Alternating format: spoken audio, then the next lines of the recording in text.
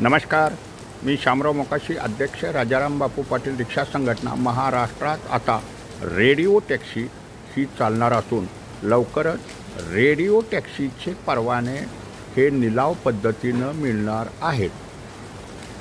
म्हणजे ह्याच्यात कोणीही भाग घेऊ शकणार आहे.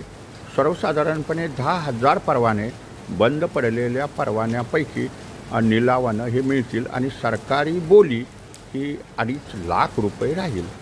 आता रेडिओ टॅक्सी जर हे लायसन तुम्हाला काढावं लागणार आहे, पण रेडिओ टॅक्सीसाठी गट्टा पद्धतीनं परमिट मिळतील. म्हणजे 100 परमिटचा एक गट्टा आणि त्या गट्ट्याचा निलाव करावा लागेल. सरकारी बोली 2.5 लाख रुपये एका परमिटची आणि मग तुम्ही 1 गट्टा, 2 गट्टा, 5 गट्टे घेऊ शकता.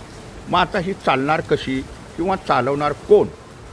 तर एक तर महाराष्ट्रातील लोकांची, स्थानिक लोकांची कंपनी ॲक्टमध्ये नोंदणी लागेल त्यांची, अथवा सहकार तत्वावरती सहकार विभागाकडं नोंदणी लागेल त्या संस्थेची, किंवा धर्मादाय आयुक्ताकडं नोंदणी लागेल.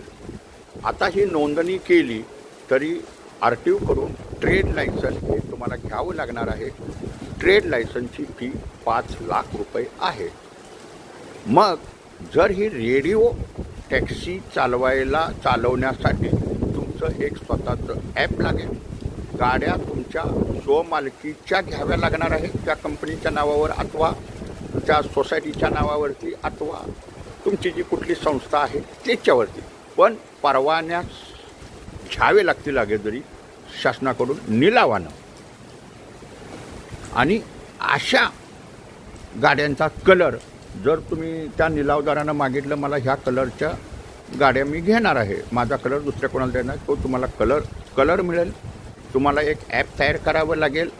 तुम्हाला कार्यालय लागेल. जरी तुमच्या स्वतःच्या मालकीचं असेल तरी चालणार, किंवा 5 वर्षाच्या ॲग्रीमेंटवरती कार्यालय तुम्हाला कमीत कमी 400 फुटाचं हे लागणार आहे. म्हणजे ही सगळी यंत्रणा तुमची असणार आहे. शासन त्याला भाडं ठरवून देईल. ह्या काळ्या पिवळ्याच्या टॅक्सीपेक्षा तुम्हाला 6 ते 7 रुपये जादा पर किलोमीटर भाडं द्यावं लागेल. पण सेवा मात्र ही चांगली दिली जाईल. पण ह्यांना परवाने लागणार आहेत. बेकायदेशीर असं कुठलंही करता येणार नाही, हे मात्र प्रत्येकानं लक्षात ठेवा. आणि लवकरच रेडिओ टॅक्सीसाठी परवान्याचा निलाव होईल. एका परवान्याची सरकारी बोली 2.5 लाख रुपये.